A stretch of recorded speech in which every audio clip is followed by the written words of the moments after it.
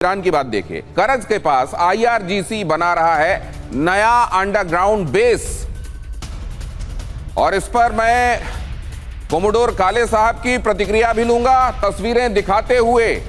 तो यहां पर ये तस्वीर जरा ध्यान से देखिए, IRGC बना रहा है नया अंडरग्राउंड बेस। सैटेलाइट तस्वीरों के हवाले से नया बेस बनाने का दावा 21 मई के आसपास ईरान ने शुरू किया निर्माण कार्य।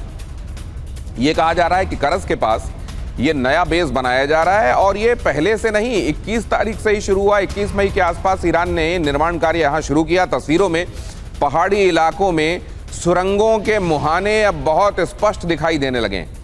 अगस्त में बेसिस की खुदाई हुई और सड़क निर्माण में तेजी लाई गई। अब कहा यह जा रहा है कि यहां जिस तरीके से तेजी से कंस्ट्रक्शन हो रहा है, एक बार फिर से ये भूमिगत है। आप देख रहे हैं पहाड़ों में बना हुआ है, ये बैरन माउंटेन आपको दिखाई दे रहे हैं और इसमें यही चुनौती होती है कि बंकर बस्टर भी यहां कामयाब नहीं होते। Chettinad Institute of Medical Education and Research, KGF Karnataka, MBBS admission open 2026 to 2027. Apply through MCC Medical Counseling.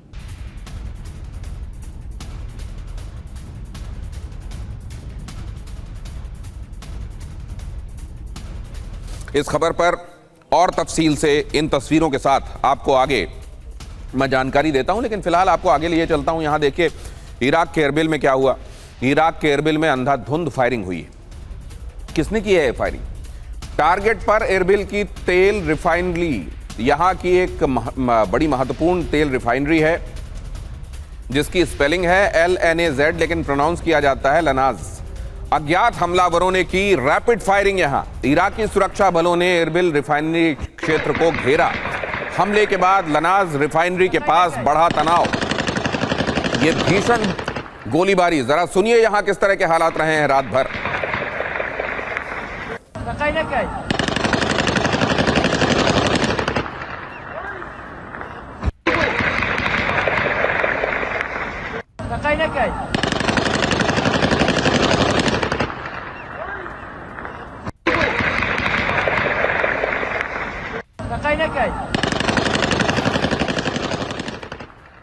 और इसके बाद अब अगली खबर, एरबिल की खामबत रिफाइनरी पर कब्जे की जंग भी चल रही है। लनाज का हाल आपने देखा, अब यहां देख लीजिए खामबत रिफाइनरी। हेरकी कबीले और पेशमर्गा मिलिशिया में आपस में जंग हुई है। एनकाउंटर, एक दूसरे के सामने खड़े होकर एक दूसरे पर गोलियां चलाई गई हैं। तेल रिफाइनरी पर वर्चस्व को लेकर यह भिड़ंत यहां पर हो रही है। एरबिल क्षेत्र में दोनों गुटों की तरफ से एक दूसरे पर हमला बोला गया है। रिफाइनरी के पास फायरिंग से पूरा इलाका थर्राया। यहां पर तस्वीरें देखिए।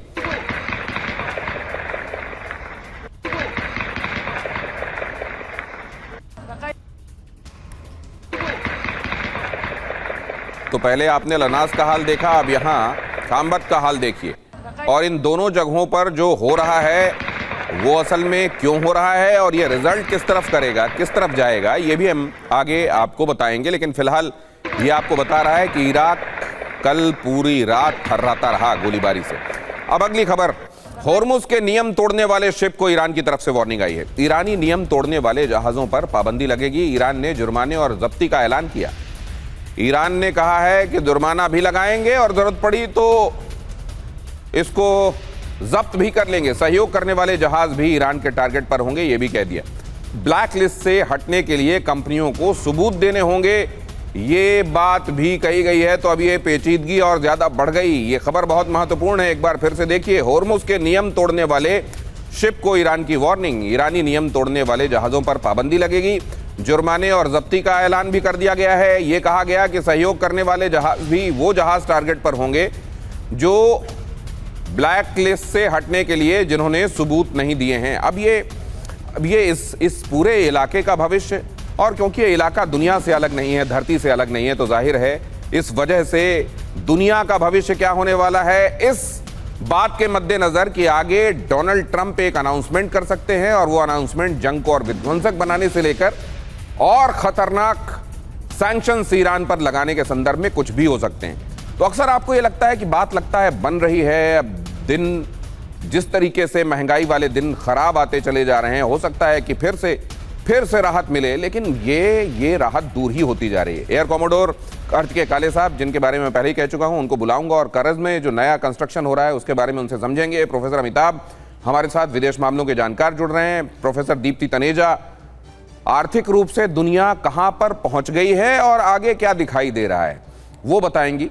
और मंतोष शर्मा हमारे साथ जुड़ रहे हैं, पत्रकार हैं, अमेरिका से हमारे साथ जुड़ रहे हैं, तो उनको निश्चित रूप से कुछ भनक तो मिल ही रही होगी अमेरिका में क्या सोचा जा रहा है। अखिल पाराशर बीजिंग से हमारे साथ जुड़ रहे हैं। बीजिंग ने 2 टूक कह दिया, हम नहीं मानेंगे सैंक्शंस को। मतलब घोषणा हो रही है ईरान के संदर्भ में, बीजिंग इस बारे में जवाब दे रहा है, तो क्या वाकई अगर कोई बड़ा सैंक्शंस लगाया भी जाता है तो निष्प्रभावी हो जाएगा, क्योंकि चीन जैसी महाताकत, महाशक्ति ईरान के साथ खड़ी हुई है। वो उनसे समझेंगे, लेकिन पहले